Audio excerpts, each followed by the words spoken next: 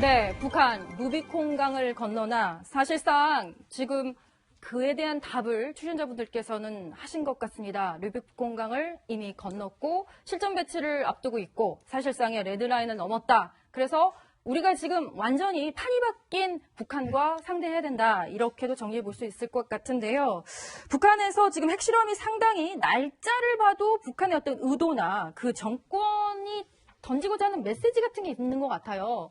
그러니까 1차부터 지금 3, 4차까지는 3년에 한 번씩 하다가 지난해부터는 지금 그 상당히 줄여지는, 그 폭이 줄여지는 그런 모습을 보이거든요.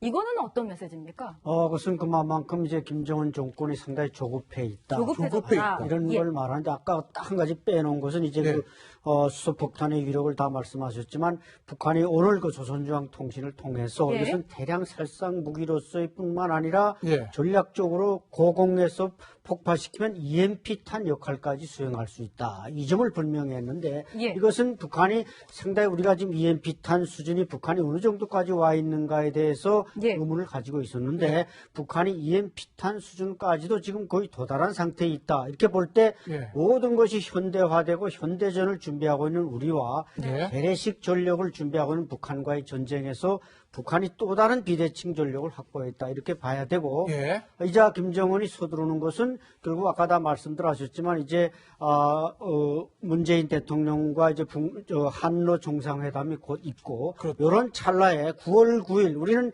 1주년을 계기로 사실 할 것이다. 5차 네. 핵실험 1주년으로 9월 9일 날 북한 정권 창립 69주년에 할 것이다. 이렇게 예. 예상했는데 지금 우리 허를 찌르듯이 6일을 앞당겨서 바로 오늘 한 거 아닙니까? 예. 이것을 보면은 북한이 적어도 이제 9월 달에 이 6차 핵실험을 끝내서 사실상 비공식 핵보유국의 지위를 확보하고 네. 또 그다음에 이제 10월경까지 두 가지 남겨져 있는데 역시 SLBM도 어느 정도 완성 단계 네. 또는 장거리 로켓을 완전히 엔진 실험을 완성해서 이제 수소폭탄을 미국 대륙까지 날릴 수 있는 실험 이 네. 두 가지가 또 남아 있습니다. 네. 그렇게 볼 때 사실 김정은으로서는 올해 안에 뭔가를 이것을 자신들의 로드맵을 완성하고 내년부터는 뭔가 경제 발전에 힘을 쓰지 않으면 내부적으로도 큰 저항에 부딪히는 이런 것 때문에 상당히 김정은이 조급해하고 있다고 봅니다. 자, 안찬혜 소장께 제가 한 가지만 더 여쭐게요. 오늘 조선중앙통신 보도를 보니까 핵무기 연구소를 시찰을 했다. 그런 네. 얘기가 나옵니다. 네. 그 핵무기 연구소가 어떤 곳인가요? 이 핵무기 연구소가 북한 언론에 공개된 것은 올해 3월 9일 최초로 공개됐고 올해 3월 9일 최초다. 네, 그전에는 전혀 없던 얘기입니다. 그러니까 제가 볼 때는 이 북한의 노동당 군수공업부가 이 핵무기 개발을 주도하고 있는데 네. 이 주체를 노동당이나 뭐 군수공업부나 뭐 제2자연과학원이나 국방과학원이나 이렇게 노출할 경우 뭐 보안 문제도 있고 하니까 네. 그냥 이것이 하나의 연구기관에서 하는 자연스러운 핵연구다. 네. 이런 걸 하기 위해서 핵무기 연구소라는 상징적인 이름을 쓰지만 이것은 아마 평성에 있는 북한의 국방과학원의 핵심 핵무기 연구기관을 이렇게 위장 명칭을 쓴다고 봐야 됩니다. 예, 오늘 북한 핵실험에 대해서 김영우 국방위원장이 몇 가지 중요한 얘기를 했는데 그 얘기부터 먼저 한번 잠시 들어보시겠습니다. 오늘 단행된 북한의 핵실험에 의한 인공지진 규모는 진도 5.7에서 6.3까지의 규모로 추정됩니다. 이것은 일본 나가사키에 투하된 팬맨이라는 핵폭탄 위력의 3배에서 5배까지의 위력이라고 할 수 있습니다. 이제 한반도 안보 문제에 있어서 게임의 룰은 완전히 바뀌었다고 판단해야 합니다.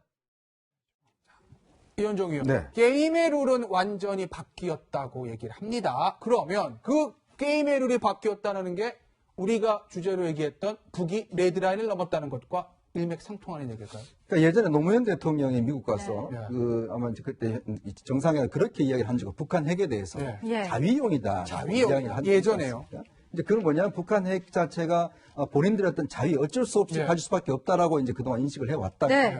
지금 이제 북한이 수소폭탄의 소량화에 성공을 했다고 하는 것은 이제 완전 핵 보유국이 된 겁니다. 어떤 면에서 보면 이게 단순한 자위용이 아니라 실제로 예. 공격용으로 쓸 수 있는 예. 이제 상황이 됐다는 것이고 이건 어떤 현실적 위협으로 이제 다가오는 것이거든요.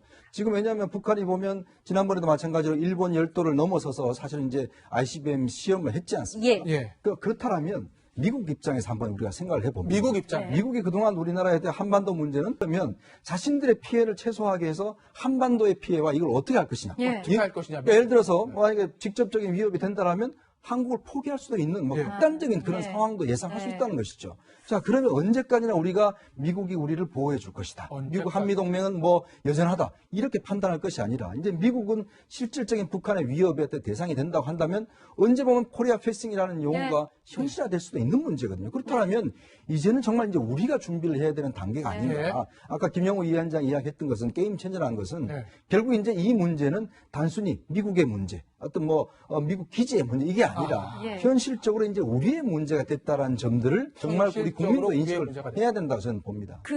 지금 이 방송에 들어오기 전에 트럼프 대통령 미국 쪽의 반응을 쭉 훑어봤는데요.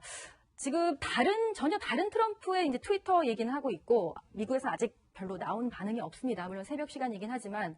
근데 이제 외교안보 쪽에서는 이런 얘기를 해요. 종래와 다른 매우 위중한 상황이기 때문에 종래와 다른 대처 방안에 대해서 고민하고 있을 것이다. 고민해야 된다. 저는 제가 만약 안보실장이라면 예. 저는 예. 이렇게 발표했을 거예요.